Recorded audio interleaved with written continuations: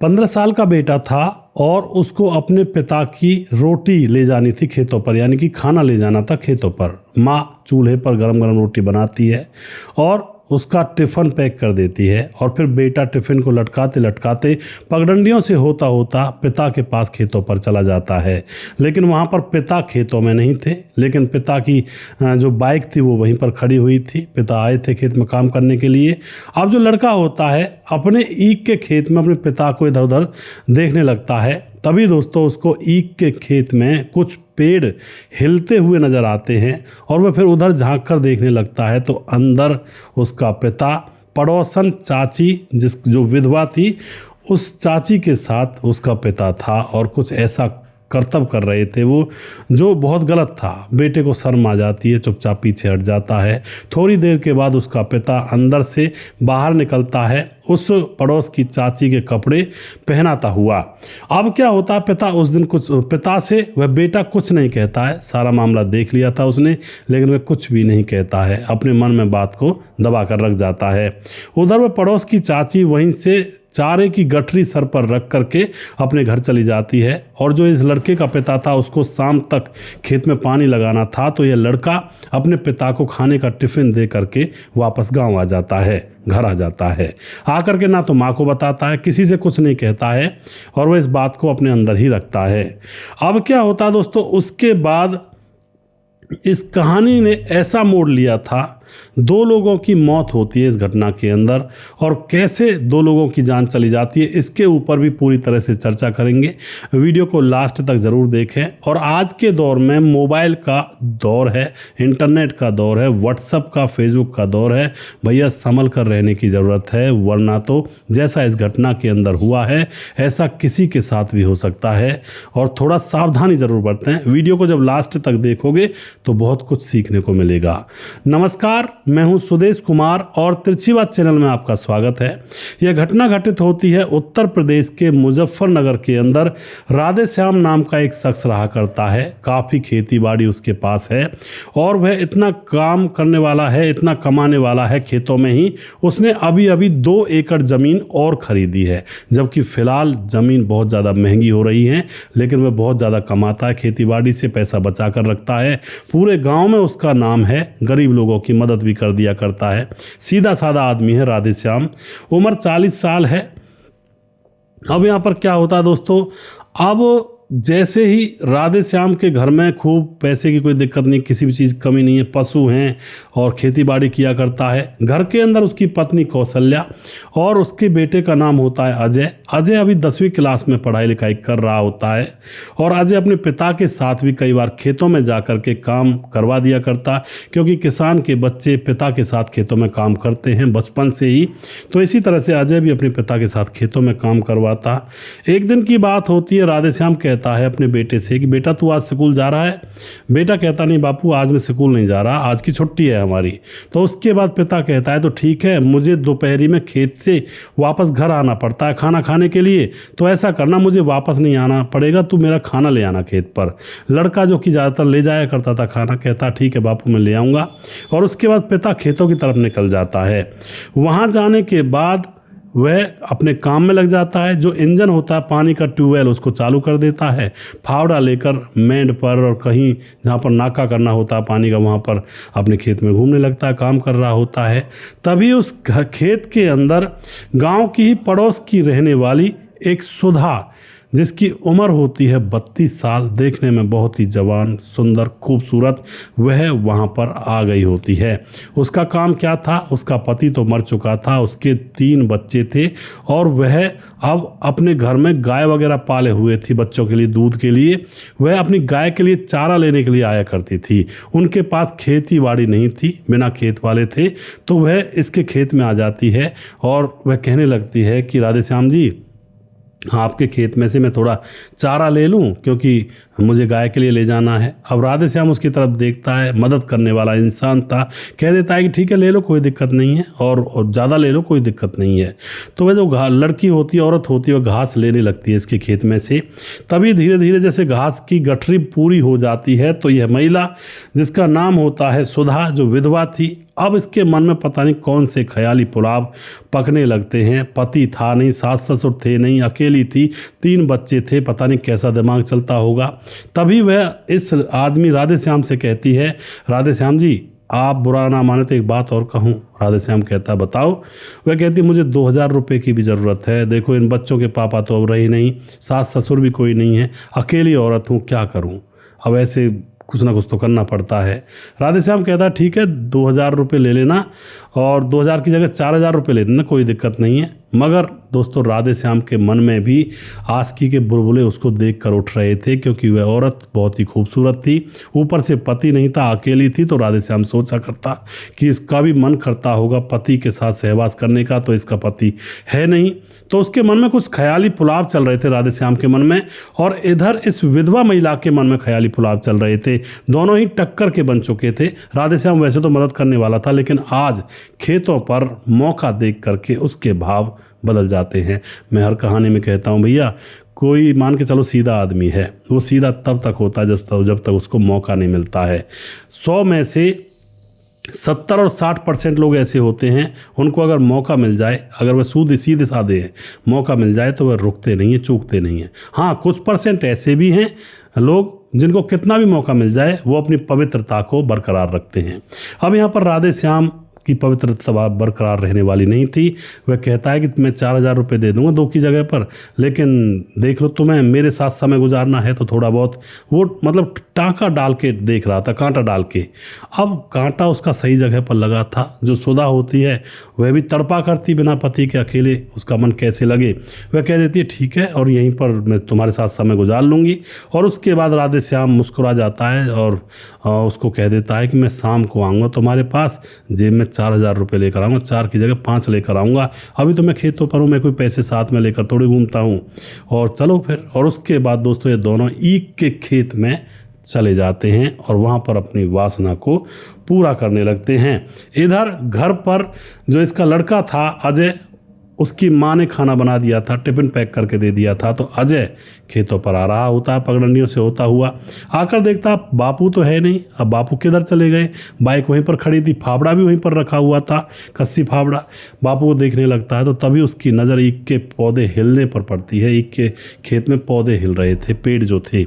वह थोड़ा नज़दीक जाता है, क्या है, कोई जानवर तो नहीं है, क्या मामला है। दूर से अचक भाई देखता है अंदर तो पिताजी तो बिना कपड़ों के लगे हुए थे, उस पड़ोस की आंटी जिसका नाम होता है सुधा। अब यह देखकर शर्मा जाता है लड़का, वापस हो जाता है, जा करके बाइक के पास बैठ जाता है। और फिर जो उसका पिता होता है सुधा को अंदर से बाहर लेकर आता, उसके कपड़े पहना रहा था कि इसको पहन ले, ये कर ले, अपने भी कपड़े पहन रहा था। तो अब आ करके कहता अरे तू आ गया। अब उसको शर्म लगती है पिता को कि शायद मेरे बेटे ने हमारा कृत्य देख लिया है, लेकिन अभी ना तो बेटा कुछ कह रहा था ना फिर पिता ही कुछ कहता उससे। और उसके बाद बेटा खाना दे करके घर चला जाता है, और जो आंटी थी सुधा आंटी, वह अपना चारा गठरी सर पर रख करके वह भी अपने घर चली जाती है। शाम होती है, शाम तक बेटे ने किसी से कुछ नहीं कहा, लेकिन उसके मन में पता नहीं कौन सी चीज़ें चल रही थी, उसको बुरा लग रहा था या अच्छा लग रहा था, वो तो बाद में पता चलेगा। शाम होती है, शाम को खाना खाने के बाद जो पिता राधे श्याम होता है वह कहता है कि मैं अभी आ रहा हूँ, 1-2 घंटे में जा रहा हूँ किसी से बातचीत करने के लिए। अब उसकी पत्नी को क्या पता था, कौशल्या को, कहती ठीक है जल्दी आ जाना। लेकिन बेटे के मन में तो सारी चीज़ें थी, क्योंकि खेतों पर उसने रंगे हाथों देख लिया था। अब जो बेटा होता है पिता के पीछे पीछे चुपके जाने लगता है, देखता है कि ये तो सुधा आंटी के घर में घुस गया बापू। और उसके बाद सुधा आंटी के घर में राधे श्याम चला जाता है तो सुधा पहले से शराब लेकर बैठी हुई थी, बच्चे उसके सो चुके थे, और फिर जाम पर जाम छलकाने लगती है और साथ में राधे श्याम से भी कहती है, उसको पिलाती है। राधे श्याम थोड़ा बहुत पी लिया करता था, लेकिन वह ज़बरदस्ती पैग पर पैग बनाई जा रही थी। राधे श्याम मना भी करता है कि मुझे इतनी मत पिलाओ, लेकिन वह उसको पिलाई जा रही थी। और फिर एक टाइम ऐसा आता है राधे श्याम बिल्कुल निढाल हो जाता है, और उसके बाद तो यहाँ पर संबंध बनते हैं। राधे श्याम के जेब में 5,000 रुपये थे, वो दे दिए थे उसने। और संबंध बनते हैं, और संबंध बनते बनते राधे श्याम तो ज़्यादा नशे में था, और वह औरत शायद शराब पिया करती थी, डेली चुपचाप मंगा कर रखती थी, तो वह उसकी वीडियो बना लेती है दोस्तों, संबंध बनाते हुए कि, और ऐसा दर्शाती है अपने आप को कि जैसे राधे श्याम उसके साथ ज़बरदस्ती कर रहा है, क्योंकि वह तो नशे में था, उसको क्या होश है यहाँ पर, क्या मामला चल गया अब। और वह अपने आप को अबला नारी दिखाती है उस वीडियो के अंदर कि कल को वीडियो कोई देखेगा भी तो यहाँ पर मैं ही, मतलब ये राधे श्याम दोषी होगा, मैं अबला नारी बनी रहूँगी। तो यहाँ पर संबंध बन जाते हैं, और उसके बाद राधे श्याम पर चला भी नहीं जाता है, तो वहीं पर सो जाता है। सुबह तक वहीं पर पड़ा रहता है, सुबह तक नहीं आता है। तो घर पर बेटा और पत्नी जब जगते हैं कि अभी तक राधे श्याम नहीं आया, तो बेटा माँ से कहता है कि मैं जानता हूँ, मैं अभी आ रहा हूँ। और बेटा आता है और पापा पापा आवाज़ लगाता है, तो पापा नीचे उतरता है उस घर में से। बड़ी शर्म आ रही थी पापा को, फिर से दोबारा बेटे ने मुझे ढूंढ लिया, लेकिन अभी तक बेटा माँ से कुछ नहीं कह रहा था। और पापा चलो घर नहीं चलना है क्या, और फिर पापा को अपने साथ लेकर घर चला जाता है। अब दोस्तों जैसे वह घर पहुँचता है, घर जा कर के खाना खा करके पत्नी पूछती है कहाँ थे रात। अब वह ऐसे बताता, वैसे नहीं बताता, वो बताता है कि अरे दोस्तों के साथ बैठ गया था, और फिर जिसके जो सहपाठी है मेरा रवि प्रकाश, उसके घर चला गया था, तो उसने थोड़ा सा शराब वगैरह हमने पी ली थी, तुझे पता मैं कभी कभी पी लेता हूँ, लेकिन वो ज़्यादा ओवर हो गई और मेरी तो वहीं पर आंख लग गई, और फिर सुबह मैं आंख खोली है तो आया हूँ। तो जो पत्नी होती है वह कहती है ठीक है चलो खेतों पर जाओ, तो फिर अब टाइम हो रहा है।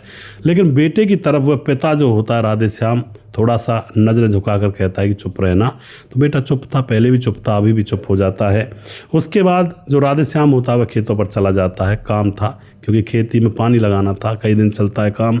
वहाँ जाकर जैसे काम कर रहा था तो उसके व्हाट्सएप पर एक मैसेज आता है पड़ोस की विधवा औरत सुधा के नंबर से। वो जैसे ही व्हाट्सएप खोलता है कि अब क्या है, तो व्हाट्सएप जैसे ही चलाता है ना, उसमें एक वीडियो था, नंगा वीडियो, जिसमें राधे श्याम और सुधा दोनों निर्वस्त्र संबंध बना रहे थे। यह देखकर तो एकदम से राधे श्याम के पाँव के नीचे से ज़मीन निकल जाती है। फ़ोन करता है कि ये तुमने क्या कर दिया, इसको कहीं और मत भेजना, बदनामी हो जाएगी, सारी ज़िंदगी भर का जो कमाया हुआ सम्मान है वो ख़त्म हो जाएगा। लेकिन इतने में ही जो सुधा होती है वह कहती है कि मैं नहीं भेजूँगी, लेकिन मुझे 50,000 रुपये चाहिए। तो अब ये कहता है राधे श्याम अरे मैं दे दूंगा 50,000 रुपये, इसको कहीं भेजना मत। और फिर राधे श्याम वहीं से डायरेक्ट बाइक उठाता है और बैंक में जाता है और अपने 50,000 रुपये निकाल करके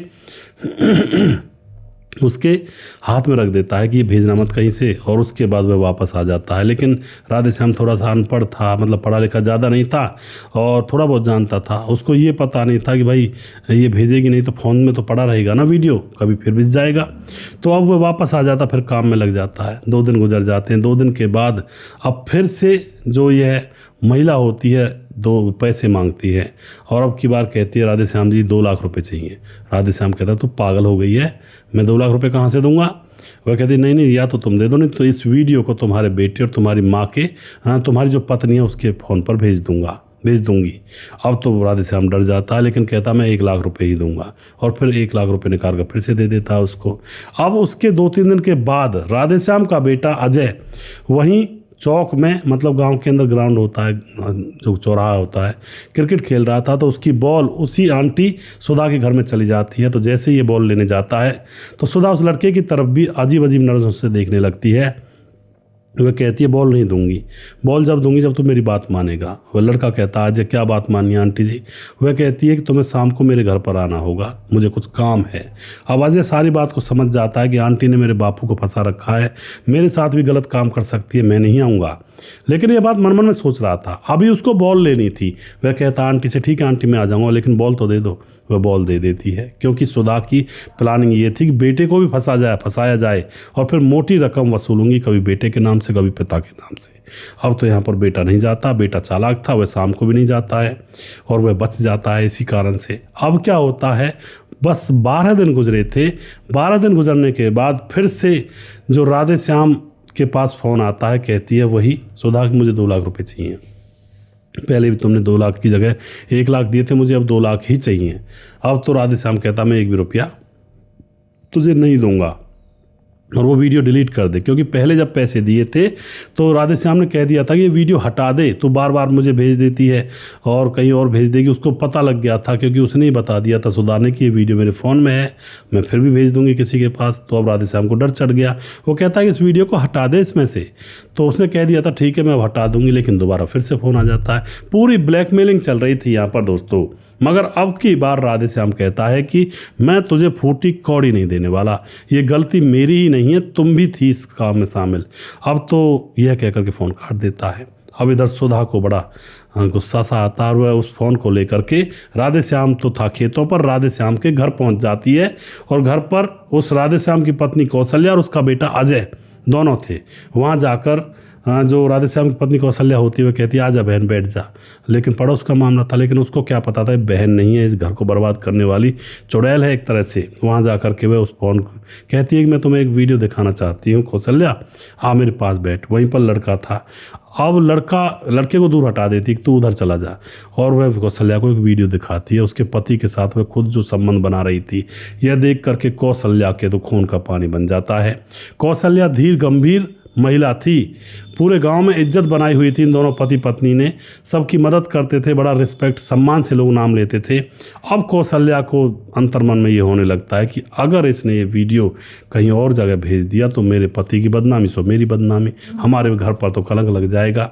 वह एकदम से कहती है ये क्या कर दिया, मेरा पति ऐसा तो है नहीं।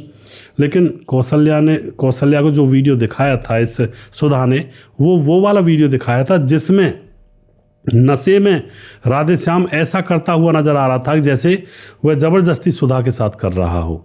सुधा उसमें अबला नारी बन रही थी। तो अब यहाँ पर राधे श्याम की पत्नी कौशल्या कहती है कि ऐसा कर, तो इस वीडियो को डिलीट कर दे, ऐसा मत कर, हम भी तेरे भाई बहन ही हैं, पड़ोसी तो हैं हम तेरे।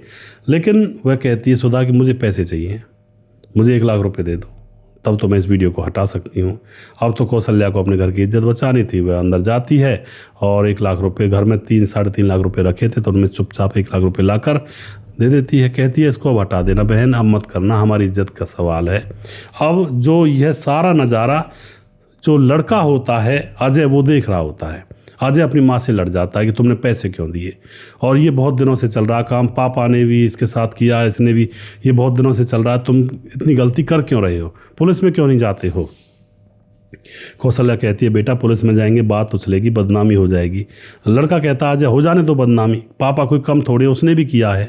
अब कौशल्या कहती है कैसे कैसे किया है, तो वह बता देता खेतों में मैंने देखा, यहाँ पर जाते हुए मैंने देखा, वो खुद जाता है इसके पास चलकर, इसने वीडियो बनाई है ब्लैकमेल करने के लिए।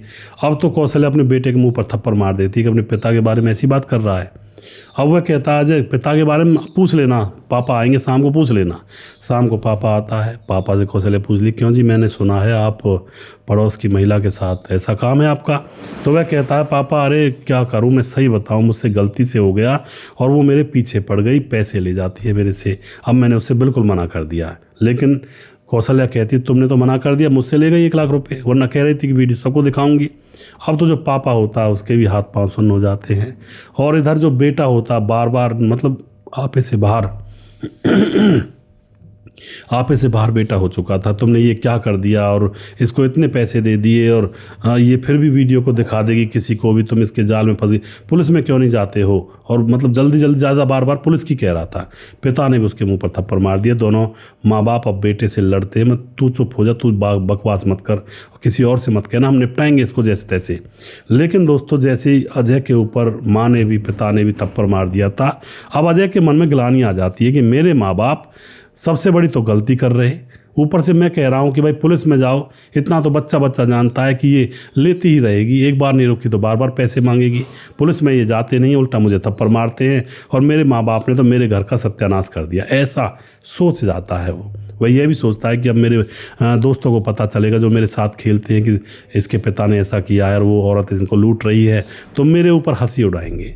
तो दोस्तों अब यहाँ पर जो बेटा होता है ना, बड़ा डिसीजन लेता है। रात होती है, रात को ये माँ बाप सो जाते हैं, सोते हुए माँ बाप के ऊपर कुल्हाड़ी से वार कर देता है और उनकी वहीं पर हत्या कर देता है। हत्या करने के बाद सीधा वहाँ से फरार हो जाता है। सुबह होती है, सुबह एक आदमी बुलाने के लिए आया था कि राधे श्याम कहाँ हो, तुमने खेत में वो जो बीज डाला था वो कौन सी वैरायटी का बीज था, मुझे बताओ ज़रा। लेकिन राधे श्याम जिंदा हो तो बीज की वैरायटी बताए ना। वह ज़ोर से आवाज़ लगाता है, वह सोचता शायद सो रहे होंगे, घर चला जाता है पड़ोस का, फिर दोबारा आता है 2 घंटे बाद, फिर से आवाज़ लगाता है, लेकिन वहाँ पर कोई बोलता ही नहीं है। अब जो पड़ोस का होता है वह आता रहता था उनके घर, वह सोचता है कि यार क्या चक्कर है, ये बोल ही नहीं रहे। दरवाज़ा जो कि खुला हुआ था मेन गेट, सोचता है कि अगर बाहर जाते तो दरवाज़ा लगा कर जाते। वह थोड़ा और अंदर आंगन में जाता है कि शायद कोई मतलब सुनाई ना दे रहा हो, अंदर सो रहे हो। अंदर जाकर फिर से आवाज़ लगाता है, लेकिन दोस्तों वहीं पर उसको खून से सनी हुई कुल्हाड़ी नज़र आ जाती है और उस कुल्हाड़ी में से खून नीचे फर्श पर फैला हुआ था। वह एकदम समझ जाता है मामला गड़बड़ है भाई, और एकदम से वह दरवाज़ा खोलता है कमरे का, तो उस बेडरूम के अंदर पति पत्नी दोनों की हत्या हुई पड़ी थी। वह ज़ोर ज़ोर से आवाज़ लगाता है, अड़ोस पड़ोस के लोग आते हैं, और फिर जैसे अड़ोस पड़ोस के लोग आते हैं, सारा नज़ारा देखते हैं, तो वह भी कांप जाते हैं। पुलिस को बुलाया जाता है, पुलिस आती है, डेड बॉडीज़ को काबू में लेती है। अब कैसे पता लगाए कि किसने इनकी हत्या की है, क्योंकि ना तो यहाँ पर गाँव में CCTV कैमरे हैं कोई भी। अब उसके बाद गांव का कोई सदस्य कहता है, पुलिस पूछती है कि कोई और भी रहता है क्या इस घर में, तो गांव का कोई सदस्य कहता है हाँ इनका बेटा भी अजय 10वीं क्लास में पढ़ता है। अब अजय यहाँ से गायब था, तो पुलिस को अजय के ऊपर सीधा शक हो जाता है। अब यहाँ पर दोस्तों सीधा पुलिस जो होती है अजय को ढूंढने लगती है, और रिश्तेदारियों में जब पता किया जाता है तो अजय मौसी के यहाँ पर छुपा हुआ मिल जाता है। पुलिस अजय को पकड़ लेती है और उन लाशों का अंतिम संस्कार करवा दिया जाता है। और उसके बाद अजय से पूछा जाता है तो वह पूरी कहानी बताता है पिता के बारे में, कि खेतों में पड़ोस की आंटी के साथ ईख के खेत में मैंने देखा था, और फिर आंटी के घर पर मैंने देखा था, और फिर ये आंटी इनको ब्लैकमेल कर रही थी, दोनों माता पिता को, मेरे को 1 लाख रुपए लेती, कभी 50,000 रुपये लेती, वरना वीडियो वायरल कर दूंगी। इस तरह से चल रहा था। मैंने मना भी किया कि पुलिस में जाओ, पुलिस में जाओगे थोड़ी बहुत बदनामी होगी, लेकिन उसका राज खुल जाएगा। वो गए नहीं, मुझे गुस्सा आ गया, क्योंकि मेरे यार दोस्तों को जब पता चलता तो वो मेरे ऊपर हंसते कि तुम्हारा पिता ऐसे किसी औरत के साथ मुंह काला करता है। तो मुझे गुस्सा आ गया और मैंने अपनी मम्मी को और अपने पापा को दोनों की हत्या कर दी। अब तो दोस्तों आंटी के बारे में जो ये लड़का कह रहा था, तो अब जो राधे श्याम होता है उसके फ़ोन से कॉल डिटेल्स वगैरह निकाली जाती हैं, तो सीधा सीधा यहाँ पर वो वीडियोज़ भी मिल जाते हैं जो राधे श्याम के फ़ोन पर उस पड़ोस की आंटी सुधा ने गंदे वीडियो भेजे हुए थे, और लिखकर भी भेजा हुआ था कि इतने पैसे चाहिए, देख लो जल्दी, शाम तक दे दो। तो वो उस आंटी को भी पकड़ा जाता, सुधा को भी ब्लैकमेलिंग के केस में, उसको भी जेल में डाला जाता है, लड़के को भी जेल में डाला जाता है। हालांकि लड़का 15 साल का है, शायद 2-3 साल के बाद वह निकल आएगा बाल सुधार गृह में डालने के बाद। मगर इस घर का तो सत्यानाश हो गया ना, एक छोटी सी वासना के चक्कर में। भाई अगर हम किसी के साथ वासना चाहते हैं तो दूसरी जो औरत है ना, वो भी हमारे साथ कुछ ना कुछ खेला करना चाहती है, या तो पैसे का, या वासना को भूख तो मिटाएगी। साथ में हो सकता है कोई औरत पैसे का भी जुगाड़ बनाने के चक्कर में हो, कोई वीडियो वगैरह बनाने के चक्कर में हो, तो भैया घर तबाह हो जाते हैं। एक बार जो वीडियो बन जाता है ना, ये फिर ज़िंदगी भर पड़ा रहता है। अगर कहीं डाल दिया सोशल मीडिया पर या फिर गूगल ड्राइव वगैरह, मतलब कहीं भी, तो इन चीज़ों से बचें। बहुत सावधानी का समय है, कलयुग का कलिकाल है, एक बार फंस गए तो फंसते ही चले जाओगे। तो आप जो भी कुछ कहना चाहते हैं, क्या बेटे ने सही किया था, या फिर बेटे को थोड़ा शांति से काम लेना चाहिए था, पुलिस के पास चला जाता माँ बाप को मारने की वजह, तो भी पुलिस देखती, मामले को जांच पड़ताल करती, या फिर किसी रिश्तेदारी में जा सकता था लड़का, या फिर अड़ोस पड़ोस के चाचा ताऊ जो थे उनसे भी बात कर सकता था, तो बात शायद निपट सकती थी। पुरुष था, कोई औरत तो थी नहीं वह, और पुरुष अगर किसी महिला के पास चला गया तो गांव में ज़्यादा बदनामी का मामला नहीं समझते हैं इस चीज़ को। अगर महिला कहीं जाती है तो उसको बदनामी का वो समझते हैं। वीडियो के लास्ट में कुछ भाइयों के नाम लेना चाहूँगा जो हमारे वीडियोस को देखते हैं और हमें सपोर्ट करते हैं। हमारे साथ हैं मुकेश कुमार यूपी 83 से, रजत सैनी कमेंट करते हैं, राम राम भाई साहब जी, रतनलाल शर्मा कमेंट करते हैं, नमस्कार भाई साहब, आपकी कहानी बहुत बहुत अच्छी लगती है। अनिल कोबान कमेंट करते हैं, गणेश सोनी हैं, अमित कटारिया, सूरज डियो फिजी से कमेंट करते हैं, नमस्कार सुदेश भाई, क्या कर रहे हैं, ये बुढ़ा साला सरहा नहीं है। I am Suraj from Fiji, जय हिंद, जय भारत, गॉड ब्लेस यू, बहुत बहुत धन्यवाद जी। अमित खत्री कमेंट करते हैं, राम गोसाई कमेंट करते हैं, दिलीप कुमार पांडे, आपकी कहानी बहुत अच्छे से समझ में आता है, दिलीप पांडे महराजगंज, बहुत बहुत धन्यवाद करते हैं जी दिलीप जी। और उसके बाद हमारे साथ हैं मुनमुन श्रीवास्तव जी, लगातार कमेंट करते हैं, सद्दाम अंसारी, मेरा भी नाम ले लिया करो, सद्दाम अंसारी भीलवांडी भिवांडी से बहुत बहुत धन्यवाद करते हैं जी। मुनमुन श्रीवास्तव जी, बहुत ही खतरनाक कहानी है, माँ ने रिश्ते को शर्मसार कर दिया और उसके साथ ऐसा ही होना चाहिए था। गोपालगंज बिहार 28 वार्ड नंबर 23 से बहुत बहुत धन्यवाद करते हैं जी। और उसके बाद राम गोसाई कहते हैं, भाई जी आजकल लहर चल रही है, आप की कहानी से सुनने में आता जी, बिल्कुल जी। उसके बाद हमारे साथ हैं अमित पटेल, बिहार बेलवा मोतिहारी जिला से। देवेंद्र कुमार फरीदाबाद से लगातार कमेंट करते हैं। रजत सैनी कमेंट करते हैं। विमलेश कुमार कमेंट करते हैं। धीरज बर्नवाल लगातार हमारे वीडियोज़ पर बने रहते हैं, भाई का बहुत बहुत धन्यवाद करता हूँ, खूब सपोर्ट करते हैं। अमित पाठक MP 36 से अमित पाठक कमेंट करते हैं। सुरेश राउत कमेंट करते हैं। और उसके बाद समाधान पाटिल जलगांव महाराज से कमेंट करते हैं। राम मोहम्मद यासीन लाहौर पाकिस्तान से। राधेश्याम शर्मा श्री जयपुर राजस्थान से। राजकिशोर चौरसिया महाबलेश्वर महाराज से कमेंट करते हैं। और उसके बाद छगनदास खाड़ा वन राजस्थान से। सूरज डीओ फिजी से कमेंट करते हैं और छगनदास खाड़ा राजस्थान से। और उसके बाद हमारे साथ दुर्योधन भाई लगातार कमेंट करते हैं। सुशील चौधरी हमारे लगातार कमेंट करते हैं। वनराज नामदेव कोहली लगातार कमेंट करते हैं। नीतीश पासवान बोधगो गिरिडीह झारखंड से। दया शंकर सिंह राजपूत ठाकुर UP 43 गोंडा से कमेंट करते हैं। इनकी पत्नी जी भी हैं जो कि सुमन उनका नाम है, वो भी कमेंट करती हैं। बहुत बहुत धन्यवाद करते हैं बहन का। रामलाल कुशवाहा जिला विदिशा पूर्णिया बिहार से। और उसके बाद हमारे साथ हैं सैफुल मलिक कमेंट करते हैं। प्रवीण चौधरी राजस्थान से, फिलहाल बेंगलुरु में रहते हैं। राम थापा नेपाल से हैं। राम बहादुर सिंह रायगढ़ छत्तीसगढ़ से। बुलाईदास झारखंड से हैं। खेमराज गुज्जर चिट्टी जीबी नगर UP 16 से हैं। और श्यामलाल चौधरी नौकाबिगंज राजस्थान से हैं। पप्पा राम कमेंट करते हैं, लगातार बने रहते हैं। अभी भी जिस भाई का नाम रह गया उस भाई का नाम अगली वीडियो में ज़रूर लूँगा। अगला वीडियो बहुत जल्दी फिर से लेकर आऊँगा। तब तक आप खुश रहें, सावधान रहें। जय हिंद, जय भारत।